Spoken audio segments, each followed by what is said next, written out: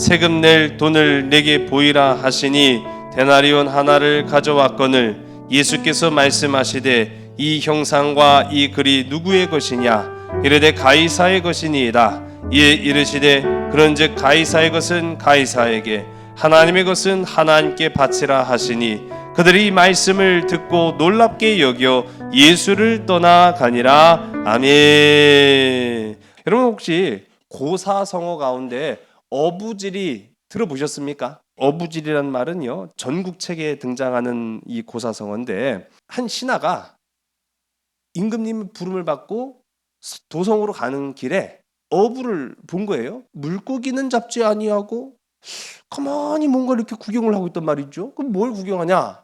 여러분 세상에 제일 재밌는 게 뭔 구경인지 아세요? 할렐루야!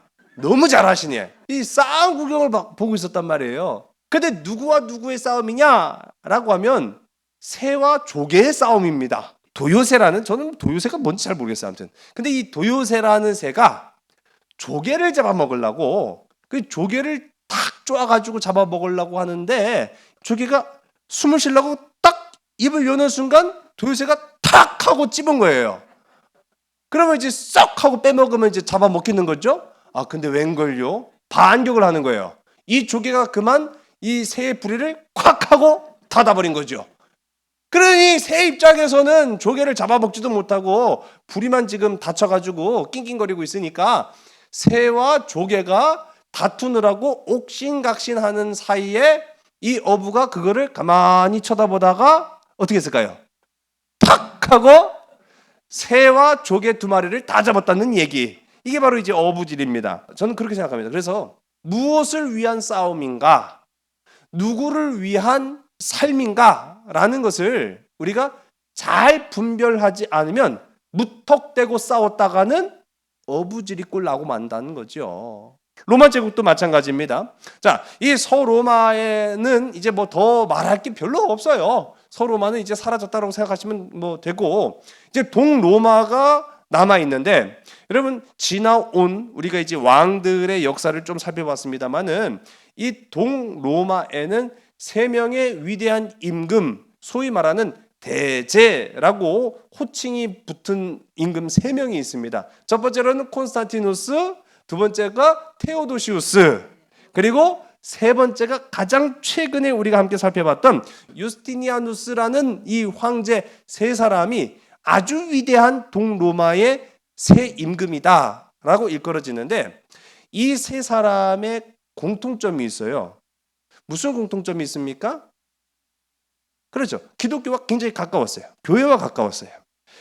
로마 제국의 기독교 이 진흥에 상당한 영향을 미쳤던 인물들이 바로 우리 방금 살펴봤던 콘스탄티누스, 이름이 왜 이렇게 그냥 힘들은지 모르겠어요. 예, 콘스탄티누스, 테오도시우스, 유스티니아누스, 이 세 사람입니다. 이름 몰라도 돼요.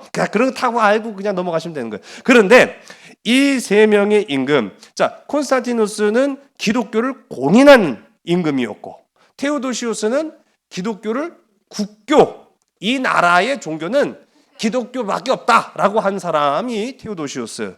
마지막 유스티니아누스는 그 기독교가 분열되지 아니하도록 하나로 교회가 하나 돼야 된다라고 하는 교회 일치 운동에 앞장섰던 사람이 바로 유스티니아누스.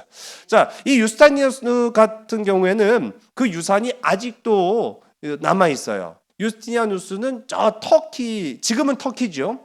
이 동로마 제국이 터키가 되었으니까요. 저 터키에 가보면은 어마어마한 건축물이 하나 있는데 그게 바로 성 소피아 성당입니다. 예, 이 성 소피아 성당이 이 유스티니아누스가 세운 거예요.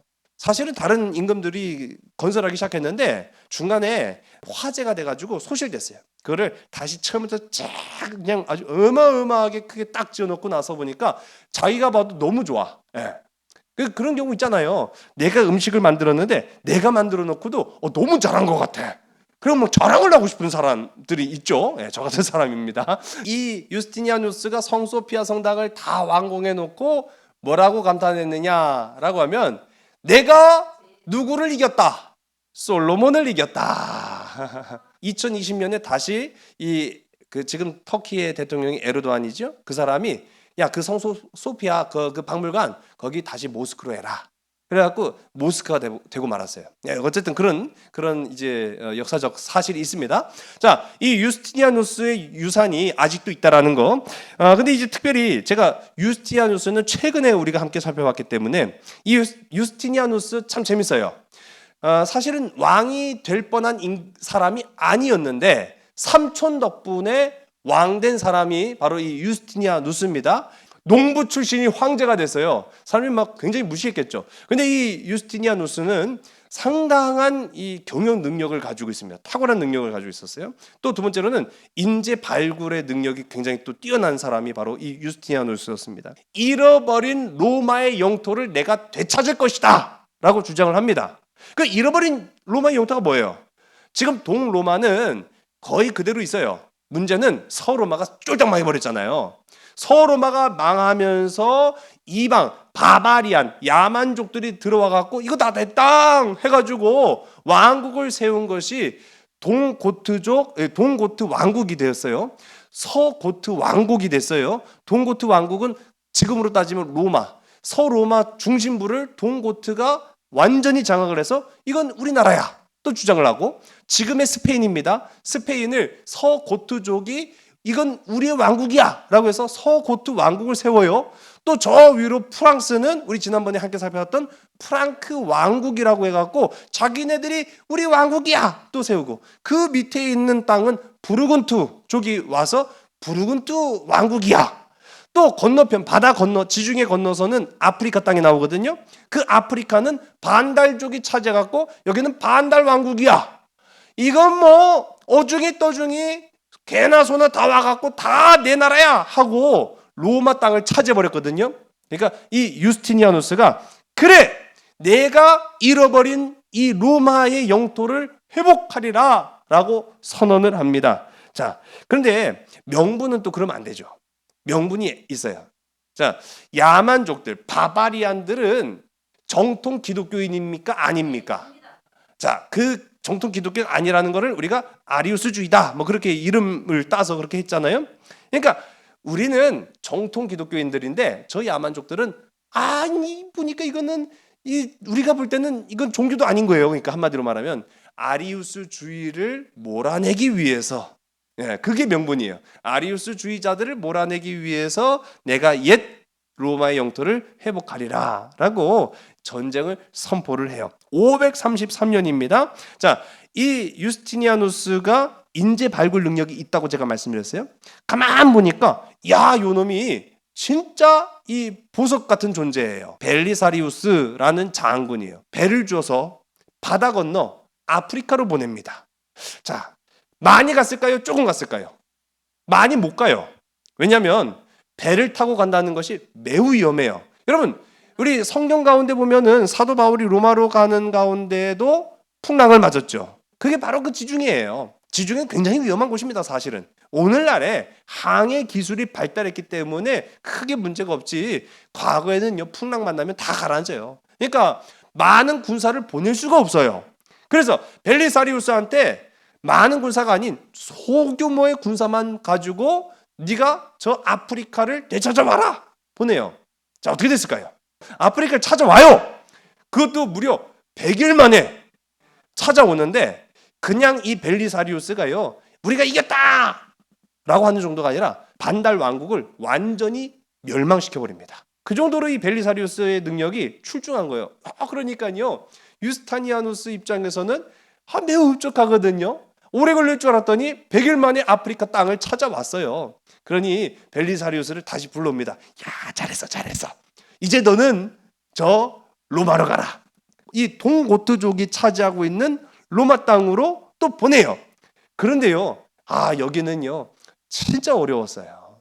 17년 동안 전쟁을 했는데도 이 동고트족이 차지하고 있던 로마를 다 빼앗지 못해요. 2개의 도시만 빼앗습니다. 로마와 나폴리, 이 2개의 도시만 빼앗는 것으로 17년의 여정을 끝마쳐요. 그런 와중에 안 그래도 이 서로마를 되찾아오려고 온통 거기다 정신을 팔리고 있는 사이에 동쪽에서 또 문제가 찾아옵니다. 우리 이따금 찾아오는 그 손님 있잖아요. 동쪽에 사는 분들. 페르시아. 예. 이 사산왕조 페르시아라는 나라가 또 쳐들어와요. 야, 우리 한번 싸워보자. 근데 이 유스티니아누스 입장에서는 지금 서쪽에다가 온통 신경을 쓰고 있는 바람에 얘네들한테 신경을 쓸 겨를이 사실 없거든요. 그러니까 야, 니들 돌아가 줄래? 그냥은 못 가겠는데 돈 줄게. 그래가지고 진짜로 돈을 줘갖고 돌려보내요. 평화협정을 맺습니다.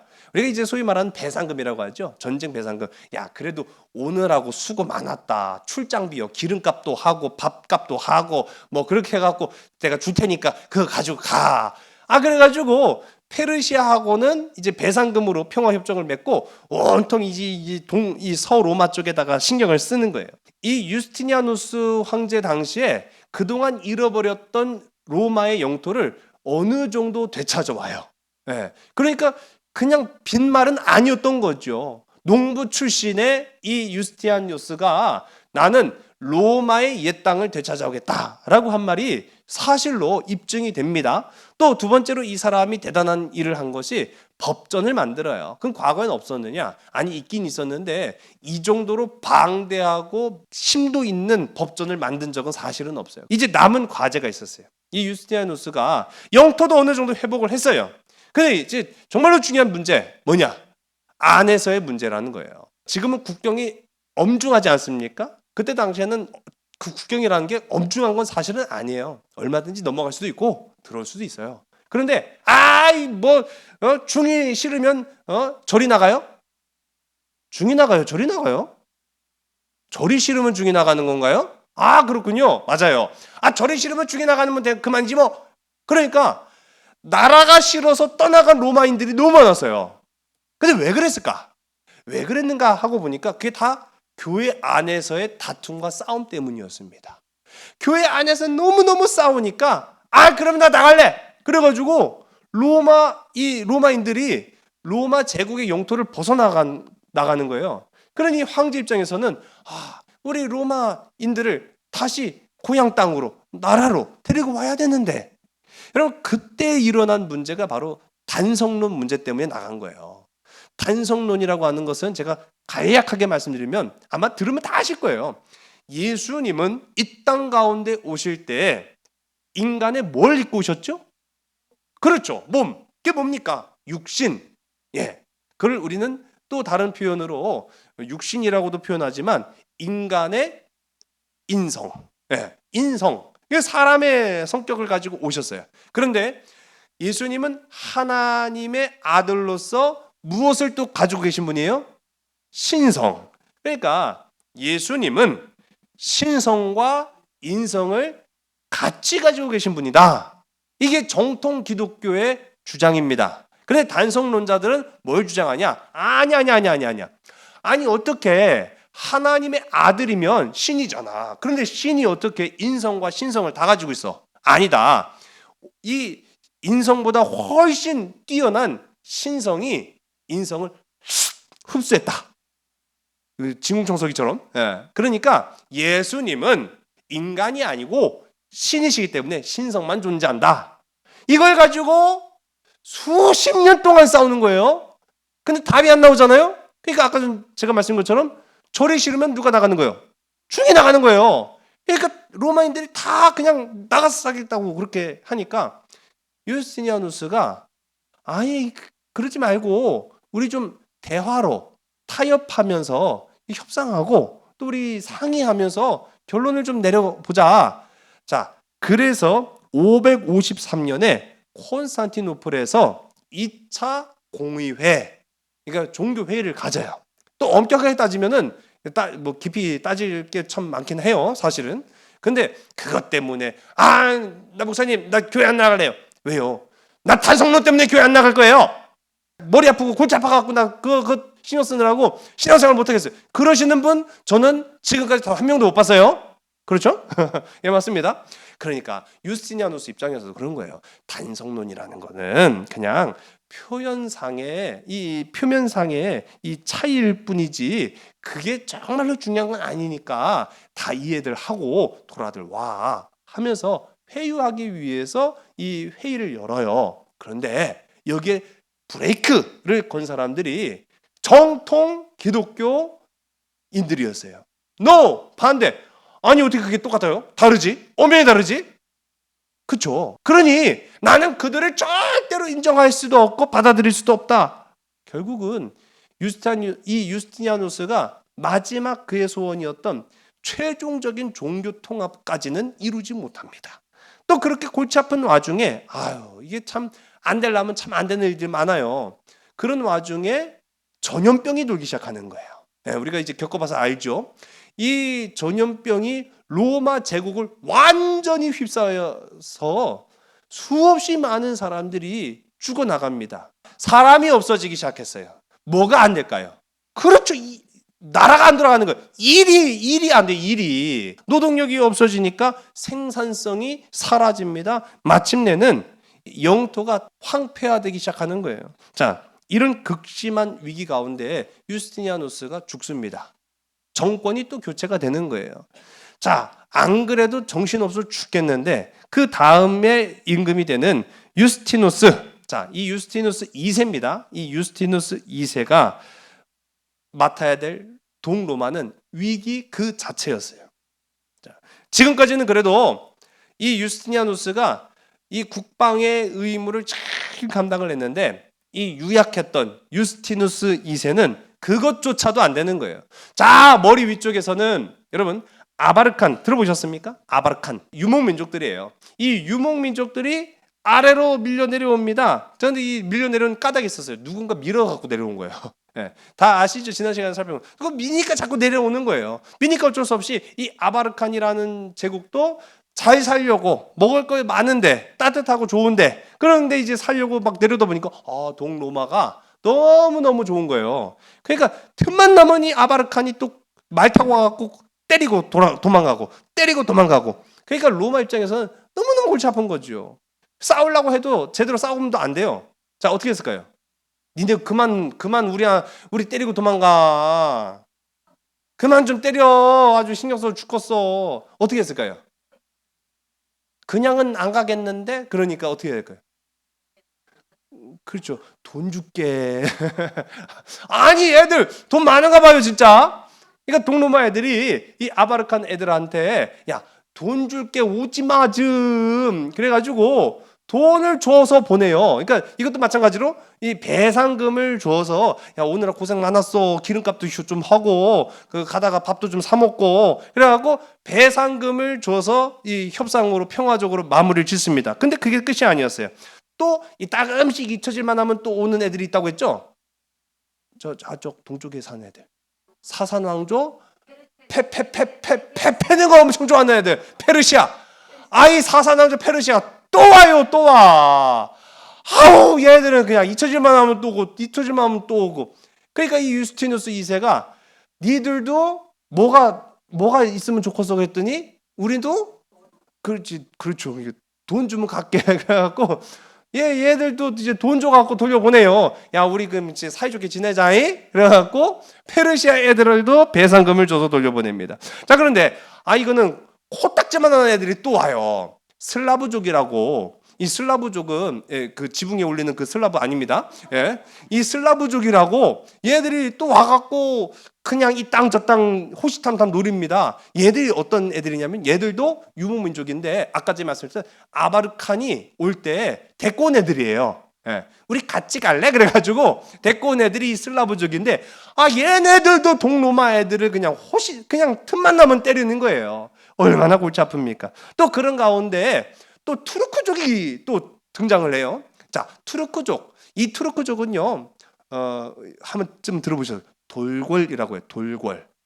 지금의 이제 터키 유목민족이라고 생각하시면 됩니다. 이 돌궐족이 등장하는데 사실은 처음부터 이 투르크족이 동로마를 때린 게 아니에요. 처음에는 야 우리 친구 할래? 그래갖고 왔어요. 왜냐하면 이 투르크하고 페르시아하고 붙어 있습니다. 그럼 사이가 겁나게 좋을까요? 겁나게 나쁠까요? 그래서 이렇게 다 이렇게 떨어져 있으신 거군요. 붙어 있으면 사이가 나쁘죠 보통. 그러니까 투르크하고 이 페르시아하고 붙어 있으니까 사이가 겁나게 나쁜 거예요. 그런데 페르시아하고 또 누가 사이가 안 좋아요? 로마. 그러니까 적은 내 친구가 됩니다. 투르크, 니들도 페르시아 밉지? 응, 겁나게 미워. 그러면 우리 손을 잡고 페르시아를 좀 물리치자. 그래갖고 처음에는 동맹이었어요. 그런데 아까 전에 어떻게 했어요? 페르시아하고 어떻게 했어요? 사이좋게 지내자고 돈도 좀 주고 기름값도 좀 하라고 뭐 그렇게 하고 했죠. 그러니까 투르크 입장에서 야, 뒤통수 맞았어 나 제 친구인 줄 알았더니 친구가 아니야. 그래갖고 투르크족이 또 로마를 때리기 시작하는 거예요. 아주 골치 아프죠. 자 보세요. 지금 그냥 여기저기 그냥 공격하는 것만 해도 한두 민족이 아니잖아요. 이 유스티누스 2세가 미쳤어요. 미쳐버리는 거예요. 아주 그냥 막 정신적으로 너무너무 힘들어요. 긴장되면은 막 사람을 막 깨물었대요. 그리고 웃긴 게 아니에요, 여러분. 이 상황이면 내가 안 미치면 다행인 거죠. 지금 미치지 않고 베길 수가 있어요. 또 어떤 증상이 나타나냐면은 창문으로 막 자꾸 뛰어내리는 거예요. 근데 창문으로 뛰어내리면은 1층이면 상관이 없겠지만 2층, 3층이면 죽을 수 있죠. 그러니까 황실에 창살을 만들기 시작하는 거예요. 황제가 뛰어내리지 말라고. 아니, 이 정도가 되니까 이게 보통 일이 아니거든요. 아내가 이 유스티누스 2세가 미치거든요. 그러니까 안 되겠다. 당신이 황제하면 큰일 나겠어. 그러니까 자기 남편이지만 자기 남편을 황제 이제 그만혀 물려줘. 그래가지고 황제 자리를 물려줍니다.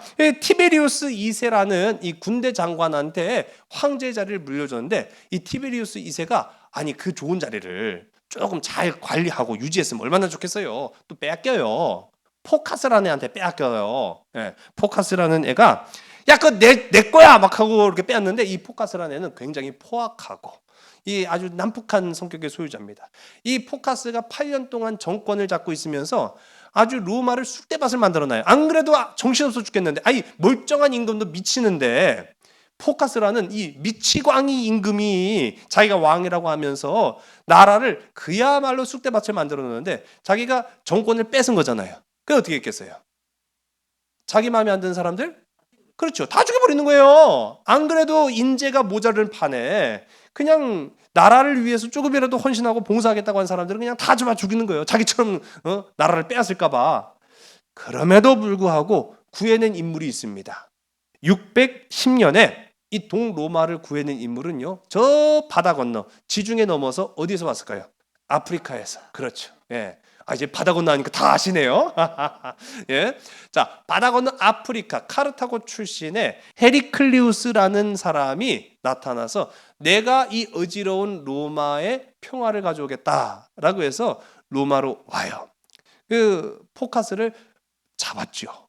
포카스를 잡아와요. 그 보니까 이 포카스가 기록에도 보면은 되게 못생겼대요. 못생긴 기준이 뭔지는 잘 모르겠는데 못생기고 우스꽝스럽게 생겼는데 아니 헤리클레우스 황제가 이 나라를 8년 동안 쑥대밭으로 만든 놈이 어떻게 생겨먹은 놈이요? 왜냐면 지금이야 뉴스가 있고 신문이 있으니까 다 어떻게 생겨먹은지 알겠지만 옛날엔 뉴스가 어디 있고 신문이 어디 있고 TV가 어디 있어요. 얼굴이 누군지 잘 모르실 거 아니에요. 그러니까 아니 어떤 놈이 이 나라를 이 모양 이 꼴로 만들었어 하고 잡아와서 보니까 너냐? 네가 이 나라를 이 꼴로 만든 놈이야? 라고 이제 물었답니다. 실제로 역사 기록에 그렇게 나왔어요. 그러면 사실은 이 헤리클리우스가 아주 관용적인 마음으로 사실은 물어본 거예요. 네가 이 경우를 만들어놨어? 그렇게 했을 때 잘못했다고 용서하면은 얼마든지 살려주고 용서해줄 요량으로 그렇게 물어봤는데 이 포카스가요. 미친놈은 진짜 미친놈이에요. 말도 가려서 할 줄 알아야 되는데 미친놈 말을 가려서 하지 못하거든요. 사실은. 야 네가 해봐. 네가 하면 다를 줄 알아? 그러면은 안 되잖아요. 사실. 야 네가 하면 다를 줄 알아?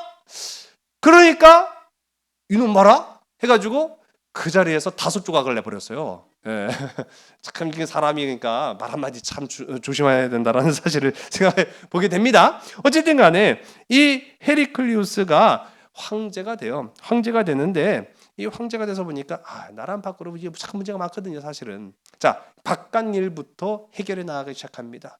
지금 페르시아가 얼마나 이 로마를 괴롭혔는지 이루 말할 수가 없어요. 시리아지요, 이집트지요, 이스라엘지요, 페르시아가 다 뺏어간 거예요. 그러니까 이 헤리클리오스가 자, 군대를 모아라. 우리가 페르시아로 가자. 그래갖고 페르시아하고 싸웁니다. 근데 또 이 헤리클리오스가 겁나게 잘 싸워요. 그래서 어디까지 가냐? 페르시아의 수도까지 진격을 해요. 그러니까 이 페르시아 입장에서는 어머어머, 형님, 내가 잘못했어. 내가 이집트 빼고 다 돌려줄 테니까 이쯤 하시죠. 그래서 이집트를 빼고 이스라엘과 시리아 지역을 돌려받는 조건으로 전쟁을 멈춥니다. 자, 그때 이 페르시아가 뺏어간 게 또 하나 있어요.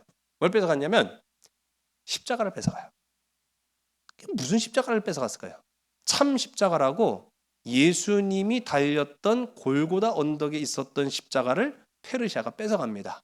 그런데 돌려주는 것 품목 중에 이것도 포함이 된 거예요. 십자가도 돌려드릴게요, 형님. 이제 우리 그만합시다. 그렇게 해서 돌려받는 조건으로 전쟁을 멈추게 돼요. 참, 이 헤리클리우스가 그래도 여러 가지 역할을 합니다. 어쨌든 이 동로마가 끝으로 가면 갈수록 참 어렵구나. 그런 이제 생각을 갖게 되는데, 이렇게 로마가 동분서주하는 사이에 저쪽 아라비아 반도 아래에 지금까지 단 한 번도 주목을 받지 못했던 그 나라가 바로 아라비아 반도입니다. 거긴 나라도 아니에요. 다 사막이에요. 그런데 그 아라비아 반도 아래에 지금까지 존재하지 않았던 세력이 나타나는데, 그 세력이요, 놀랍게도, 여러분 놀라지도 마세요.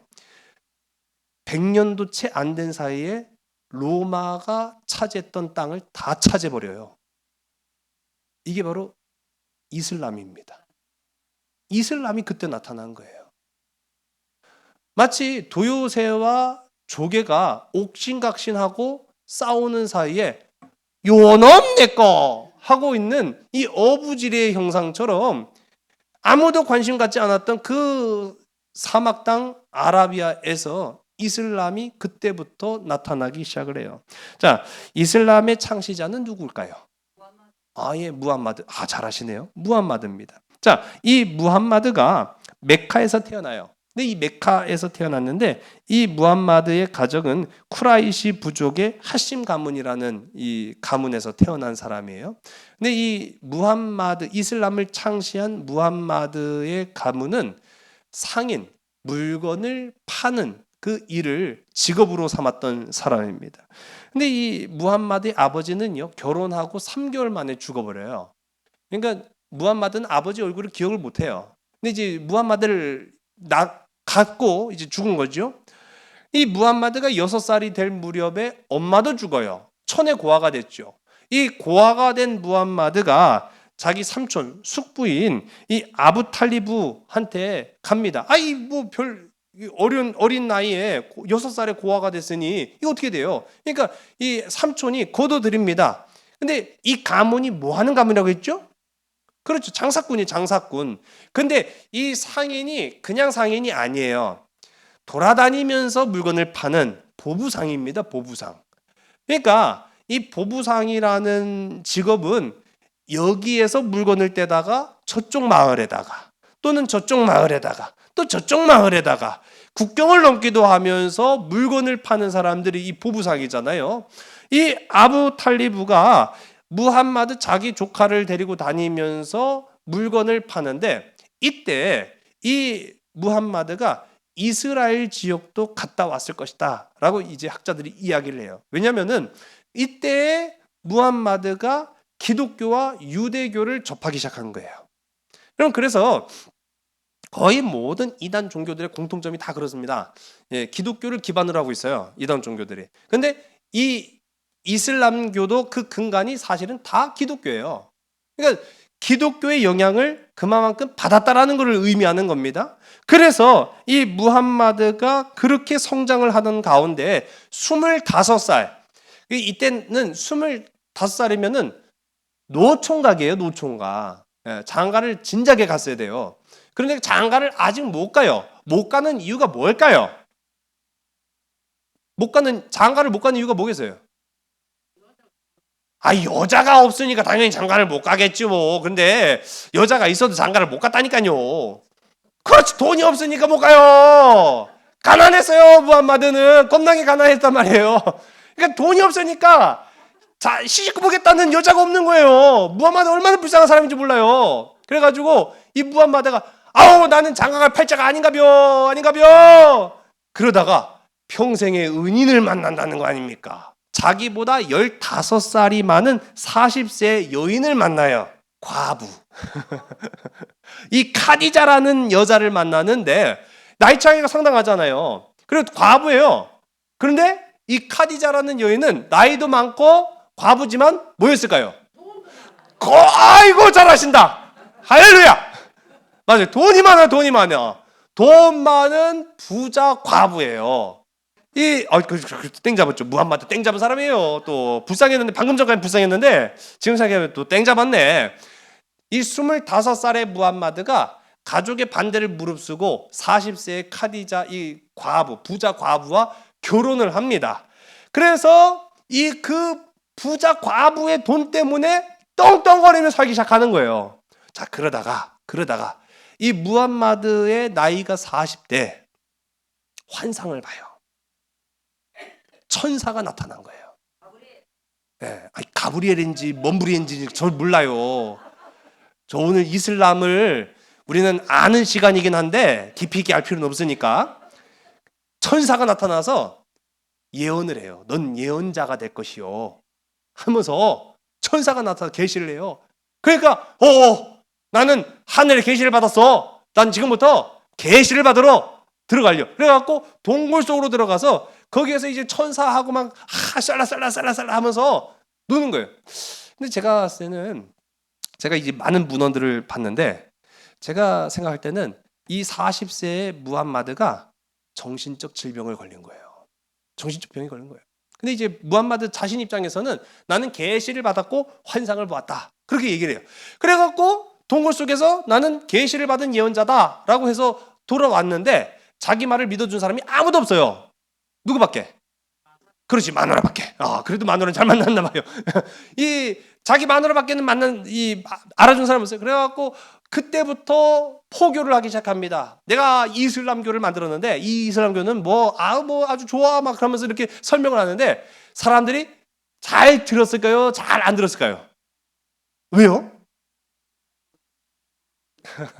자, 여러분 다른 건 다 거두절미하고 이슬람교는 누구만 믿어요? 이 이슬람교는 알라라는 유일신 사상을 가지고 있어요. 우리하고 똑같아요. 하나님을 믿는 우리처럼 이 이슬람교도 알라라고 하는 유일신만 믿는 거예요. 그러니까 이 무함마드가 동굴 속에 나와가지고 자, 알라를 믿어라. 알라는 유일하시다. 유일한 신이시다 하니까 뭔 개푸 뜯어보는 소리요.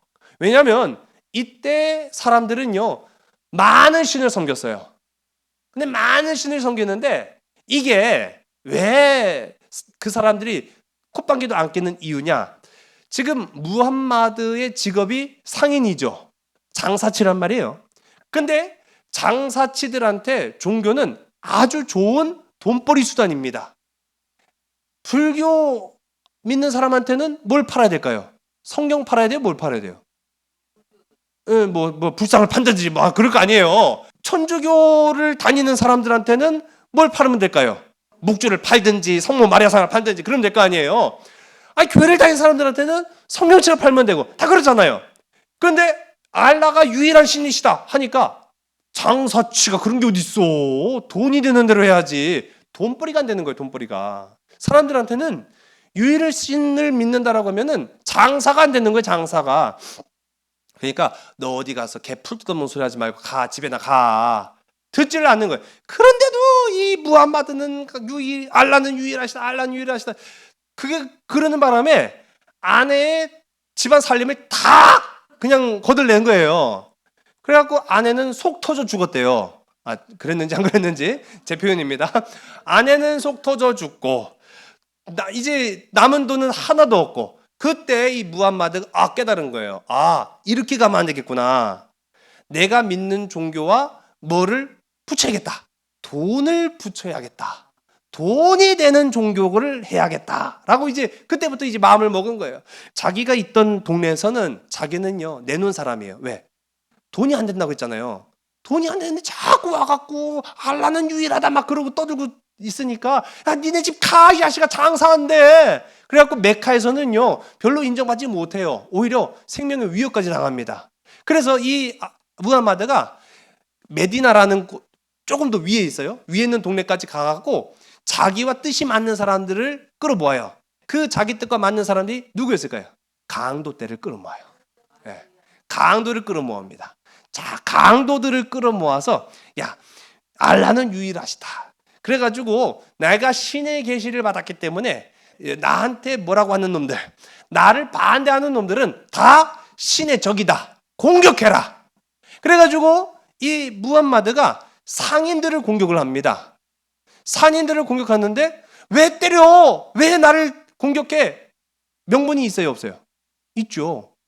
너는 신의 반대자니까. 여러분 이게 아주 무서운 이 무기를 장착한 거예요. 논리가 안 통하는 거 논리가. 왜 공격해? 신의 뜻이니까. 그래가지고 그때부터 무함마드가 강도 떼들과 함께 뜻을 합쳐가지고 상인들을 공격하는데 상인들을 또 공격해 보니까 아무나 공격하면 안 돼요. 그렇죠. 그러면 돈 많은 상인들이 누굴까요? 유대인들이었어요. 유대인들을 공격합니다. 근데 또 유대인들을 공격하는 데는 또 그만한 이유가 있을 거 아니에요. 유대인들을 공격하면서 또 얘기하는 거예요. 천사가 나한테 계시를 했다. 유대인들을 공격하라고 계시를 했다. 여러분 꾸란이 우리가 아는 이슬람의 경전인 코란이 그냥 쓰여진 게 아니에요. 이 무함마드의 그런 자기 경험이 다 들어가 있는 거예요. 그렇게 꾸란을 써내려갑니다. 그러면서 또 자기 강도떼들이 이제 이슬람인 거예요. 자기 강도떼들이 이슬람인데 그렇게 싸우면서 이제는 메카와 완전히 적이 됩니다. 메카에서 수천 명의 병사들을 보내서 이 무함마드와 그 일당들을 물리치려고 하면서 무진장 싸워요. 그러면서 희생자가 생겼을 거 아니에요. 자, 희생자가 생겼으면은 그 희생자들의 가족을 누가 부양해야 됩니까? 부양해야죠. 어쨌든 간에. 자, 그래서 이 무함마드가 주장하는 거예요. 부인을 많이 둬라. 무슨 이유인지 아시겠어요? 전사한 병사들의 가족을 니들이 부양해라는 의미예요.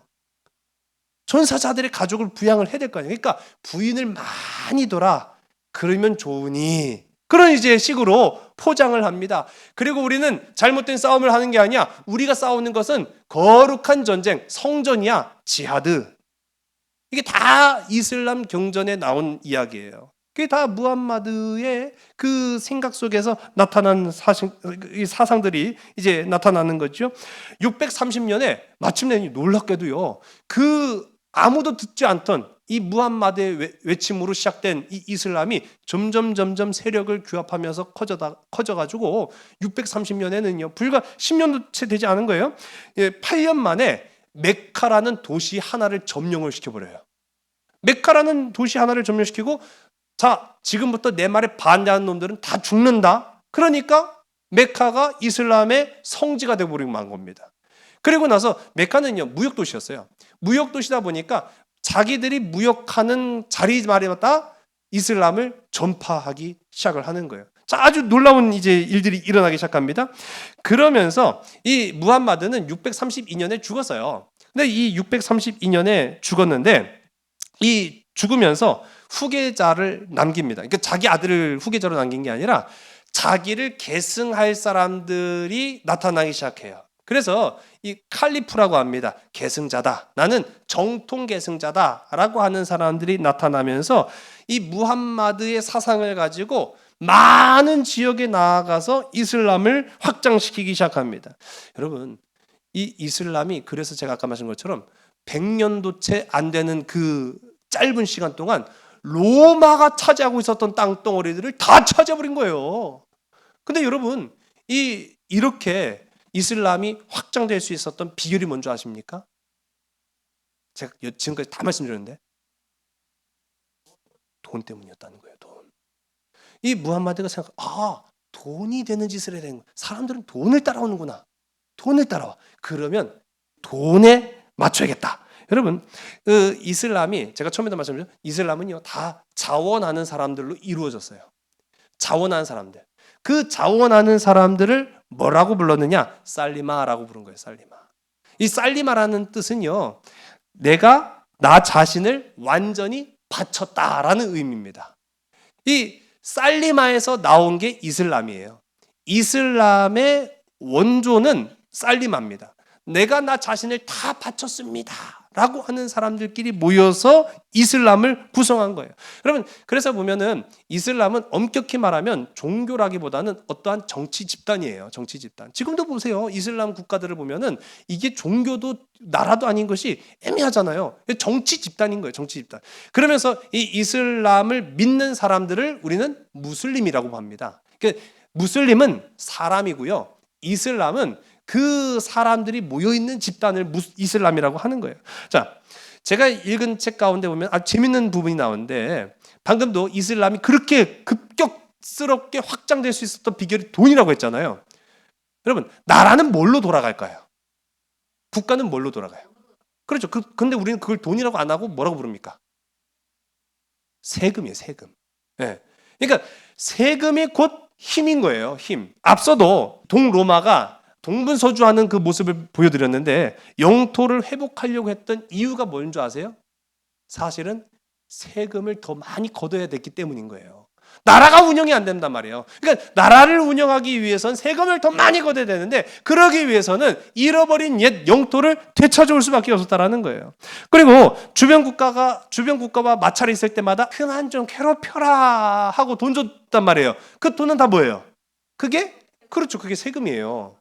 그 돈이 어디서 났겠어요? 세금으로 거쳤기 때문에 낼 수 있었던 돈입니다. 그러니까 세금이라는 것은요, 한마디로 말하면 보호세예요. 보호세. 국가가 개인을 보호해주기 위해서는 내는 돈이 옛날로부터 다 세금이었단 말이죠. 그런데 이 세금이 나라가 빚을 지기 시작하니까 세금은 점점 더 많은 세금을 걷게 합니다. 그러니까 성경에도 나타나는 것처럼 로마가 이스라엘 사람들을 괴롭힌 것 중에 하나가 바로 세금 문제였어요. 세금. 너무 많이 뜯어가니까. 그런데 이 이슬람은 그 역발상을 한 거예요. 우리는 세금을 10분의 1만 받을게. 이야, 대단한 거 아닙니까? 지금 안 그래도 세금 때문에 허리가 휠지경인데, 이슬람 애들은 야, 이슬람을 믿어라. 이슬람으로 개종을 하면 세금을 면제. 그런데 이슬람을 안 믿어도 괴롭히진 않을게. 단 세금만 낸다면. 근데 얼마만큼만 내면 돼? 10분의 1만 내면 돼. 열광을 한 거예요. 여러분, 이게 가능한 까닭이 뭔지 아세요?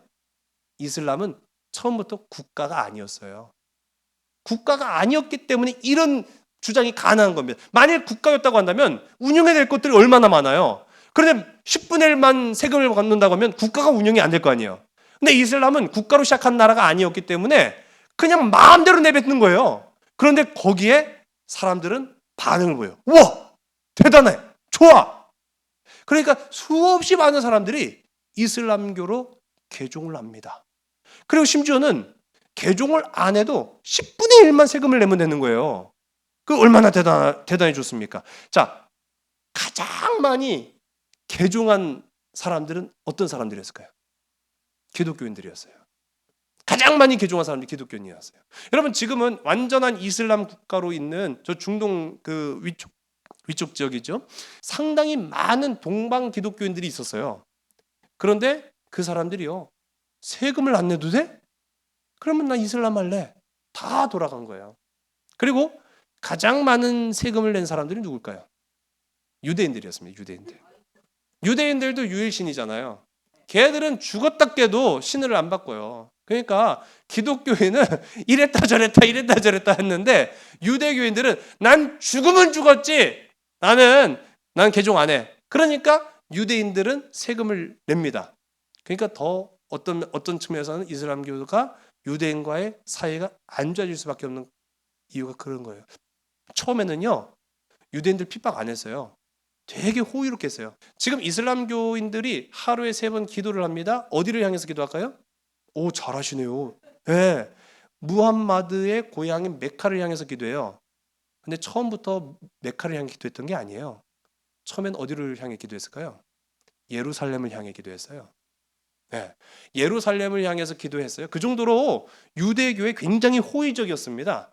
근데 이게 차츰차츰 시간이 지남에 따라서 에이, 우리는 니들하고는 상극이야. 그렇게 하면서 메카를 향해서 기도를 한 걸로 바꾸게 되는 거예요. 자, 그런데 참 재밌어요. 여러분, 마귀의 계략에 속지 마시기를 주의 간절히 소원합니다. 자, 방금도 말씀드린 것처럼 누가 제일 많이 개종했다고요? 기독교인들. 또 가장 많이 세금을 낸 사람들은 유대인들.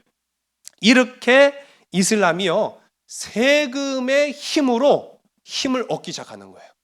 나라도 아닌 것들이. 그래서 그 돈이 모이니까 권력이 생겼고, 권력이 생기니까 그게 곧 나라가 된 거예요. 무서운 애들이에요. 무서운 애들. 그렇게 해서 제국으로 발돋움했는데 이제 나중에 제국이 됐어요. 그러면 더 이상 그렇게 할 필요가 없어요. 어떻게 해요? 세금을 그렇게 할 필요가 없어요. 세금 제도를 바꿔버립니다. 나중에. 처음에는 10분의 1. 그러니까 10%만 세금을 내면 돼요. 나중에 25%로 인상을 시켜요. 25%로 인상을 시켰던 게 시간이 지나면서 몇 퍼센트까지 인상했을까요? 70%까지 인상을 합니다. 그러니까 속아 넘어가면 안 돼요. 속아 넘어가면 안 돼요. 덤탱이 썼어요. 덤탱이. 그런데 아무도 저항을 할 수 없어요. 왜? 이슬람은요, 아주 서슬퍼런 칼을 들고, 알라가 아니면 죽음이니까요. 그러니까 찍소리도 못한 거예요. 자, 오늘 우리가 본문 말씀을 잠깐 보겠습니다. 세금 낼 돈을 내게 보이라 하시니 데나리온 하나를 가져왔거늘 예수께서 말씀하시되 이 형상과 이 글이 누구의 것이냐 이르되 가이사의 것이니이다. 이에 이르시되 그런즉 가이사의 것은 가이사에게 하나님의 것은 하나님께 바치라 하시니 그들이 이 말씀을 듣고 놀랍게 여겨 예수를 떠나가니라. 아멘. 자, 여러분 놀랍게도요, 우리가 보는 성경에 많은 부분이 세금에 관련된 이야기가 있습니다. 그리고 우리가 예수님의 시작도 세금으로부터 시작된 거예요. 예, 왜 그럴까요? 예수님 탄생을 알릴 때 마리아와 요셉이 자신의 원래 고향으로 갑니다. 이유가 있었어요. 로마의 법에 의해서 호적을 만들어요. 호적을 등록을 해야 내가 어느 동네 사람이라는 게 이제 확실해지는 거 아니에요. 그러니까 주민등록처럼 그 사람마다 내는 세금이라고 해서 인두세라고 합니다. 인두세를 걷기 위해서 이제 시행을 펼쳤는데 그때 태어나신 분이 예수님이셨죠. 자, 예수님이 왜 십자가에 못 박히셨는가라고 하면 세금 때문에 십자가에 못 박히셨다라고 하는 입장들이 있어요. 왜냐하면 그게 전부는 아니지만은요. 왜 그렇습니까? 오늘 이 본문의 말씀을 듣고 많은 예수님의 적대자들이 더욱 강력하게 예수님을 십자가에 못 박으라고 주장했기 때문입니다. 오늘 말씀은 또한 마찬가지로 세금에 관련된 거예요. 근데 예수님의 말씀을 듣고 예수님의 말씀의 뜻을 따른 게 아니라 자기들의 뜻을 따라서 이거 예수라는 자는 사람들을 선동해서 세금을 내지 못하게 만든 사람이다. 그렇게 주장을 한 거예요. 모함을 한 거죠. 한마디로 말하면. 자, 여러분 참 어떻게 보면 우리의 삶과 돈 밀접한 관계일 수 있어요. 어떤 사람들은요, 돈에 자기 자신을 다 쏟아부은 사람들도 있습니다. 참 불쌍하고 안타까운 인생들이죠. 근데 오늘 이 이야기 가운데 살라마라고 하죠. 이 말처럼 이슬람은 자기 자신을 돈으로 다 갖다 바쳐라. 그렇게 이야기를 합니다. 물론 제 생각일 수도 있어요. 그런데 성경은, 예수님은 너는 너를 어디에 갖다 바칠 것이냐 라는 예수님의 물음으로 시작합니다. 아주 중요한 부분이죠. 여러분, 나 자신을 무엇에 온전히 드려야 할 것인가? 예수님 말씀하십니다. 가이사의 것은 가이사에게지만 하나님의 것은 하나님께 드려야 된다. 여러분, 여기서 나타나는 하나님의 것은 나를 포함한 거예요. 내 생명까지도 포함하는 거예요. 내 생명도 주님의 것입니다. 여러분, 내 생명을 주님께 온전히 드렸을 때 그 삶이 의미 있고 가치 있는 것이 된다라는 사실입니다. 오늘 이제 이 로마 제국을 통해서 이렇게 역사가 흘러가는구나라는 것을 살펴보았습니다만은 우리도 얼마든지 잘못된 선택, 잘못된 판단을 하게 되면은 돈과 명예, 세상에 휩쓸려서 가이사의 것도 아닌데 우리가 세상 것에 휩쓸려 갈 수 있어요. 나 자신을 갖다 바칠 수 있단 말이에요. 그러나 우리는 하나님의 것이기에 하나님 뜻을 향해서 나아가겠습니다. 결연히 고백하고 결단하는 믿음의 백성들, 오늘 저와 여러분 우리 모두가 되기를 주의 이름 간절히 소원합니다. 기도하시겠습니다. 아버지 하나님, 온전히 우리 자신을 주님께 드리길 간절히 소원합니다. 온전히 우리의 삶을 주님의 뜻에 맞추기를 원합니다.